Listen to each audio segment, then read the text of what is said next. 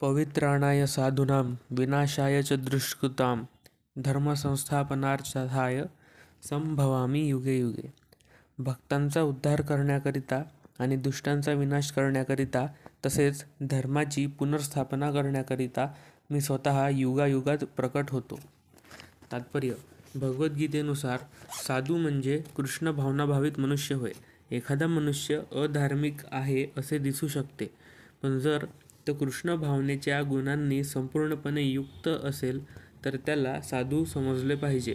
आणि जे कृष्ण भावनेची मुळीच पर्वा करीत नाही त्यांना दुष्कृताम हा शब्द लागू पडतो. असे दुष्ट किंवा दुष्कृताम लोक भौतिक शिक्षणाने जरी विभूषित असले तरी त्यांचे वर्णन मूर्ख आणि मानवजातीतील अत्यंत निकृष्ट म्हणून करण्यात आले आहे. परंतु जे पूर्णपणे कृष्ण भावनेमध्ये संलग्न आहेत ते जरी अशिक्षित किंवा असंस्कृत असले तरी त्यांना साधू म्हणून मानले पाहिजे. नास्तिक लोकांबद्दल सांगावयाचे तर ज्याप्रमाणे रावण आणि कंस या असुरांचा विनाश करण्यासाठी स्वतः भगवंतांना अवतरित व्हावे लागले, त्याप्रमाणे नास्तिक लोकांचा विनाश करण्यासाठी त्यांना स्वतः अवतरित होण्याची आवश्यकता नाही. असुरांचा विनाश करण्यास समर्थ असे भगवंतांचे अनेक प्रतिनिधी आहेत, परंतु आपल्या अनन्य भक्तांच्या सांत्वनार्थ ते विशेष करून अवतरित होतात, कारण आसुरी लोक भगवंतांचा नेहमी छळ करीत असतात. एखादा भक्त जरी असुरांचा नातलग असला तरी असुरांकडून त्या भक्ताचा छळ होतो. प्रल्हाद महाराज जरी हिरण्यकश्यपूचे पुत्र असले तरी त्यांच्या पित्याकडून त्यांचा छळ झालाच. श्रीकृष्णांची माता देवकी जरी कंसाची बहीण असली तरी तिचा आणि तिचे पती वसुदेव यांचा कंसाने एवढ्याच साठी छळ केला की त्यांच्या पोटी श्रीकृष्णांचा जन्म होणार होता. म्हणून भगवान श्रीकृष्ण मुख्यतः कंसाचा वध करण्यापेक्षा देवकीचा उद्धार करण्यासाठी अवतरित झाले. पण दोन्ही कार्ये त्यांनी एकाच वेळी केली. यास्तव या ठिकाणी सांगण्यात आले आहे की भक्तांचा उद्धार आणि दुष्ट असुरांचा विनाश करण्याकरिता भगवंत विविध अवतार धारण करतात. कृष्णदास कविराज कृत चैतन्य चरितामृत खालील श्लोकामध्ये अवतारविषयक तत्वांचा सारांश दिला आहे. सृष्टी हेतू येई मूर्ती प्रपंचे अवतरे, सेई ईश्वरमूर्ती अवतार नाम धरे. मायातीत परमव्योमे सबार अवस्थान, विश्वे अवतरी धरे अवतार नाम. भौतिक सृष्टीत प्रकट होण्याकरिता भगवद्धामातून भगवंतांचा अवतार होतो. याप्रमाणे भगवंतांचे विशिष्ट रूप अवतीर्ण होते, यालाच अवतार म्हटले जाते. असे अवतार भगवद्धामात परव्योमात स्थित असतात. ते जेव्हा भौतिक सृष्टीत प्रकट होतात तेव्हा त्यांना अवतार म्हणून संबोधले जाते. पुरुषावतार, गुणावतार, लीलावतार, शक्त्यावेश अवतार, मन्वंतर अवतार आणि युगावतार असे अवतारांचे विविध प्रकार आहेत आणि ते सर्व संपूर्ण विश्वामध्ये ठराविक वेळी अवतरित होत असतात. पण भगवान श्रीकृष्ण हेच आद्यपुरुष आहेत आणि तेच सर्व अवतारांचे मूळ आहेत. भगवान श्रीकृष्ण आपल्या विशुद्ध भक्तांच्या दुःखांचे निवारण करण्यासाठी विशेष करून अवतरित होतात. हे शुद्ध भक्त भगवंतांच्या मूळ वृंदावन लीलांमध्ये पाहण्यास अत्यंत उत्सुक असतात. म्हणून कृष्ण अवताराचे मुख्य प्रयोजन त्यांच्या अनन्य भक्तांना संतुष्ट करणे हे आहे. भगवंत सांगतात की ते प्रत्येक युगात अवतीर्ण होतात. यावरून दर्शित होते की कलियुगातही ते अवतरित होतात. श्रीमद भागवतात सांगितल्याप्रमाणे कलियुगातील अवतार म्हणजे भगवान श्री चैतन्य महाप्रभू आहेत. श्री चैतन्य महाप्रभूंनी संकीर्तन आंदोलनाद्वारे कृष्ण भक्तीचा प्रसार केला आणि संपूर्ण भारतभर कृष्ण भावना पसरविली. त्यांनी भविष्यवाणी केली की या संकीर्तन आंदोलनाचा प्रचार जगामध्ये सर्वत्र नगरोनगरी आणि खेडोपाडी होईल. भगवान श्री चैतन्य महाप्रभूंचा भगवान श्रीकृष्णांचे अवतार म्हणून उपनिषदे, महाभारत, भागवत इत्यादी शास्त्रांच्या गोपनीय प्रकरणात प्रत्यक्षपणे नव्हे तर गुप्त वर्णन करण्यात आले आहे. श्री चैतन्य महाप्रभूंच्या संकीर्तन आंदोलनाद्वारे भगवान श्रीकृष्णांचे भक्त अत्यंत आकर्षित होतात. भगवंतांचा हा अवतार दुष्टांचा वध करीत नाही, तर आपल्या अहेतुकी कृपेद्वारे त्यांचा उद्धार करतो. जन्मकर्म च मे दिव्यमेव यो व्यक्ती तत्त्वतः यक्त्वा देहम पुनर्जन्म नैती मामेती सो अर्जुन. जो माझ्या जन्माचे आणि कर्माचे दिव्य स्वरूप जाणतो, तो देहत्याग केल्यानंतर या भौतिक जगतात पुन्हा जन्म घेत नाही. तर हे अर्जुना, तो माझ्या शाश्वत धर्माची प्राप्ती करतो. तात्पर्य: भगवंतांच्या आपल्या दिव्यधामातून होणाऱ्या अवतरणाबद्दल यापूर्वीच 6व्या श्लोकामध्ये वर्णन करण्यात आले आहे. जो भगवंतांच्या जन्माचे सत्य जाणू शकतो, तो भौतिक बंधनातून मुक्तच आहे आणि म्हणून वर्तमान देहाचा त्याग केल्यानंतर तो तात्काळ भगवद्धामात परत जातो. भौतिक बंधनातून जीवाची होणारी अशी मुक्ती सहजपणे मुळीच साध्य होत नाही. निर्विशेषवादी आणि योगी यांना अतिशय क्लेश सोसल्यानंतरच आणि अनेकानेक जन्मानंतरच मुक्ती प्राप्त होते. यानंतर भगवंतांच्या निर्विशेष ब्रह्मज्योतीमध्ये विलीन होण्याची जी मुक्ती त्यांना प्राप्त होते, ती केवळ आंशिक मुक्ती असते आणि अशा मुक्तीत भौतिक जगतात पुन्हा परतून येण्याची शक्यता असते. पण भक्ताला केवळ भगवंतांच्या शरीर आणि कर्माचे दिव्य स्वरूप जाणल्याने हे शरीर त्याग केल्यानंतर भगवद्धामाची प्राप्ती होते आणि त्याला पुन्हा या भौतिक जगतात परतून येण्याचा धोका नसतो. ब्रह्मसंहितेमध्ये सांगण्यात आले आहे की भगवंतांची अनंत रूपे आणि अनंत अवतार आहेत. अद्वैत मच्युत मनादिमनंत रूपम. भगवंत जरी अनंत दिव्य रूपे धारण करीत असले तरी ते श्री भगवंत अद्वैतच आहेत. हे सत्य जरी ज्ञानीजन आणि सांसारिक पंडितांच्या आकलनापलीकडे असले तरी मनुष्याने ते दृढ विश्वासाद्वारे जाणून घेतले पाहिजे. वेदांमध्ये सांगितल्याप्रमाणे एको देवो नित्यलीला नुरक्तो भक्तव्यापी हंद्यत्मरामा. एकच भगवंत आपल्या विशुद्ध भक्ताशी लीलानुरक्त होण्यासाठी नित्य दिव्य रूपे धारण करण्यात मग्न असतात. या वेदप्रमाणांना स्वतः भगवंतांनी गीतेतील या श्लोकामध्ये पुष्टी दिली आहे. जो मनुष्य या सत्याचा वेदांच्या आणि भगवंतांच्या प्रामाण्यपूर्व वाचनांच्या आधारावर स्वीकार करतो आणि जो तार्किक तत्त्वज्ञानामध्ये आपला वेळ दळवीत नाही, तो मुक्तीच्या परमोच्च पूर्णावस्थेची प्राप्ती करतो. या सत्याचा केवळ विश्वासपूर्वक स्वीकार केल्याने मनुष्य निश्चितपणे मुक्तीची प्राप्ती करू शकतो. वास्तविकपणे तत्त्वमसी हे वैदिक वाक्य या बाबतीत लागू पडते. जो कोणी श्रीकृष्णांनाच परमसत्य म्हणून जाणतो किंवा जो भगवंतांना म्हणतो की तुम्हीच परमब्रह्म स्वयं भगवान आहात, तो निश्चितपणे तात्काळ मुक्त होतो आणि यामुळेच त्यांचा भगवंतांच्या दिव्य सत्संगामधील प्रवेश निश्चित होतो. दुसऱ्या शब्दात सांगायचे तर भगवंतांचा असा श्रद्धावान भक्त पूर्णता प्राप्त करतो आणि याची पुष्टी पुढील वैदिक प्रमाणाद्वारे करण्यात आली आहे. तमेव विदित्वाति मृत्युमेति ज्ञानम पंथा विद्यते यनाय.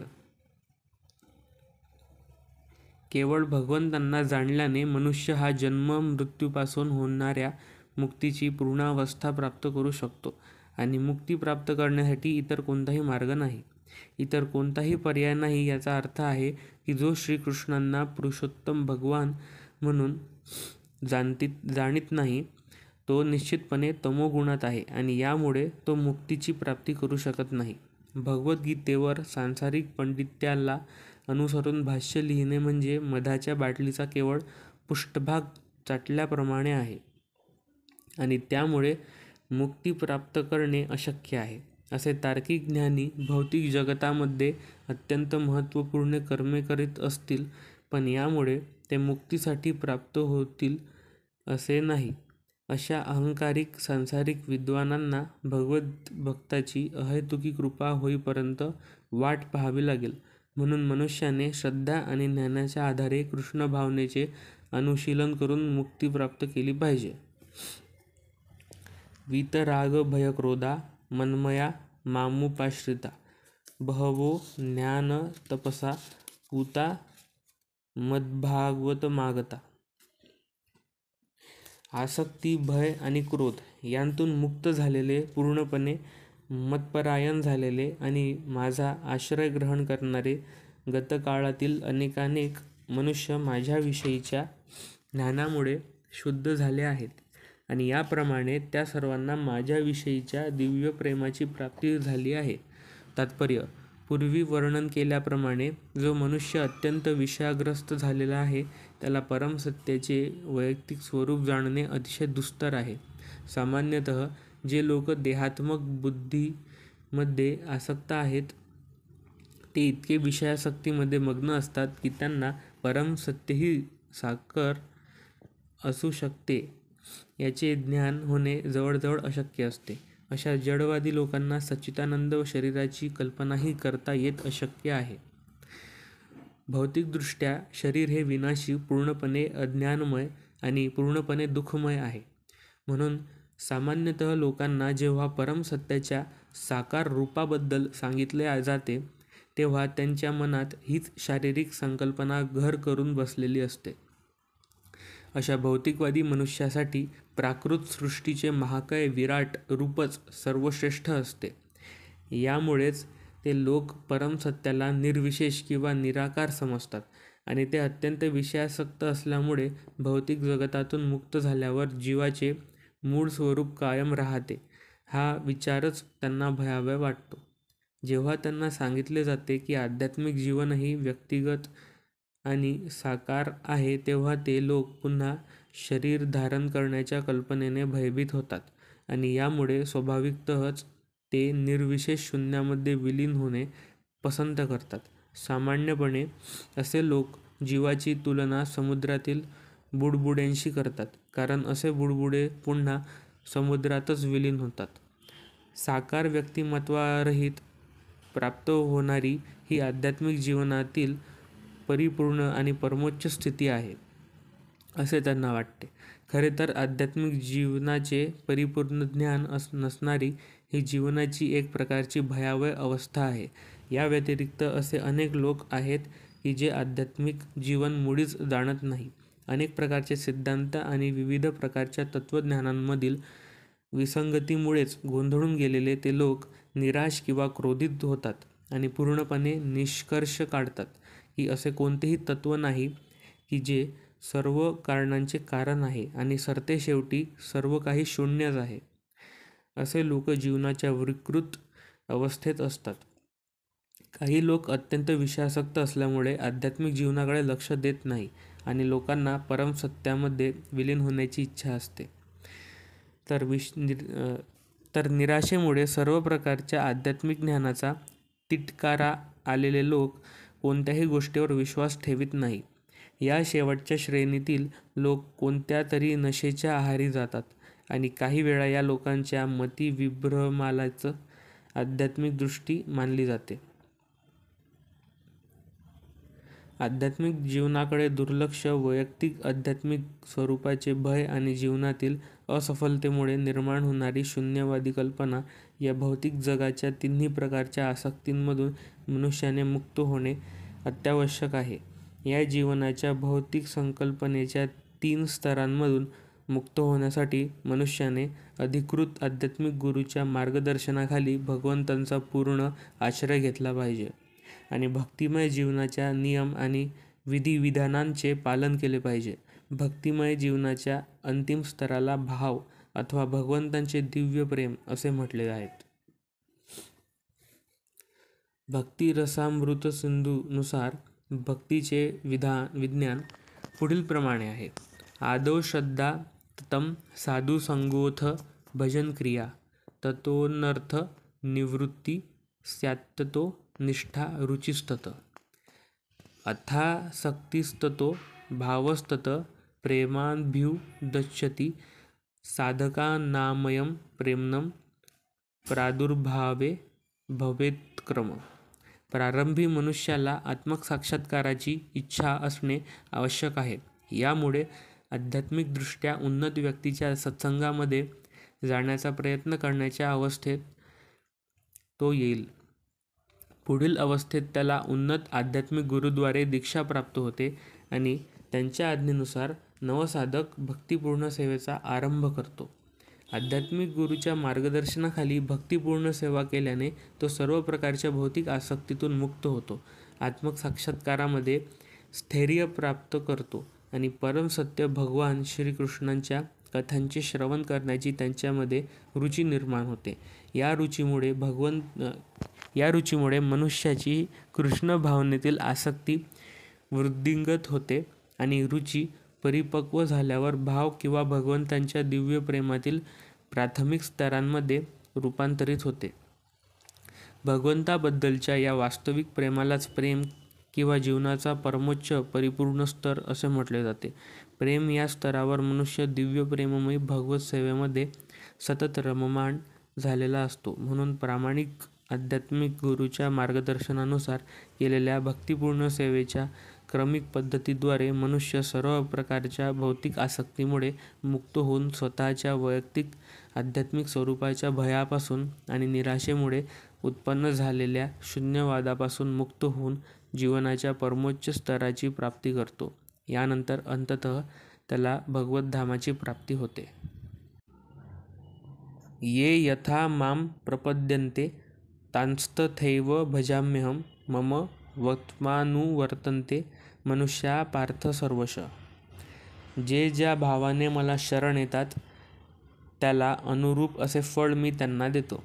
हे पार्था, सर्वजण माझ्या मार्गाचे सर्व प्रकारे अनुसरण करतात.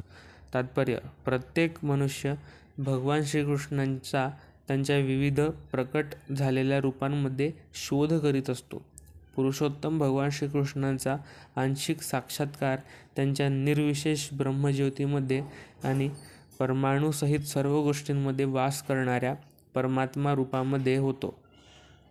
परंतु श्रीकृष्णांचा पूर्ण साक्षात्कार केवळ त्यांच्या अनन्य भक्तांनाच होतो. यामुळे श्रीकृष्णच प्रत्येकाच्या साक्षात्काराचे ध्येय आहे आणि याप्रमाणे ज्याची श्रीकृष्णांना प्राप्त करावयाची जशी इच्छा आहे त्याप्रमाणे तो मनुष्य संतुष्ट होत असतो. दिव्य आध्यात्मिक जगतातही श्रीकृष्ण हे आपल्या अनन्य भक्ताच्या इच्छेनुसार दिव्य भावामध्येच आदान प्रदान करतात. एखाद्या भक्ताला श्रीकृष्ण आपले सर्वश्रेष्ठ एकमेव स्वामी असावेत अशी इच्छा असते. दुसऱ्याला ते आपले खास मित्र असावेत अशी इच्छा असते. आणखी दुसऱ्याला ते आपला पुत्र असावेत अशी इच्छा असते. तर आणखी दुसऱ्याला ते आपले प्रियकर असावेत अशी इच्छा असते. श्रीकृष्ण सर्व भक्तांना त्यांच्या आपल्यावरील प्रेमाच्या उत्कंठतेनुसार अनुरूप असे फळ देतात. भौतिक जगतातही भगवानचे हेच आदानप्रदान चालते आणि भगवंतही त्याचप्रमाणे विविध प्रकारच्या पूजकांच्या इच्छेनुसार त्यांना समान रीतीने फल प्रदान करतात. विशुद्ध भक्त या ठिकाणी तसेच दिव्यधामामध्येही भगवंतांशी वैयक्तिक सहवास करतात व साक्षात त्यांची सेवा करू शकतात आणि याप्रमाणे विशुद्ध भक्त भगवंतांच्या प्रेममय सेवेद्वारे दिव्य आनंद प्राप्त करतात. जे निर्विशेषवादी आहेत आणि ज्यांना जीवाच्या स्वतंत्र अस्तित्वाचा विनाश करून आध्यात्मिकदृष्ट्या आत्महत्या करावयाची आहे, त्यांनाही श्रीकृष्ण आपल्या तेजामध्ये ब्रह्मज्योतीमध्ये विलीन करून घेऊन सहाय्य करतात. असे निर्विशेषवादी हे भगवंतांच्या शाश्वत आनंदमयी स्वरूपाचा स्वीकार करीत नाहीत. म्हणून स्वतःचे स्वतंत्र अस्तित्व गमाविल्यामुळे ते भगवंतांच्या साक्षात दिव्य सेवेमध्ये प्राप्त होणाऱ्या आनंदाचे आस्वादन करू शकत नाहीत. त्यांच्यापैकी जे निर्विशेष ब्रह्मज्योतीमध्ये दृढपणे स्थित झालेले नसतात ते आपल्या कर्म करण्याच्या सुप्त कामना व्यक्त करण्यासाठी पुन्हा भौतिक जगतात येतात. त्यांना आध्यात्मिक लोकांमध्ये प्रवेश दिला जात नाही.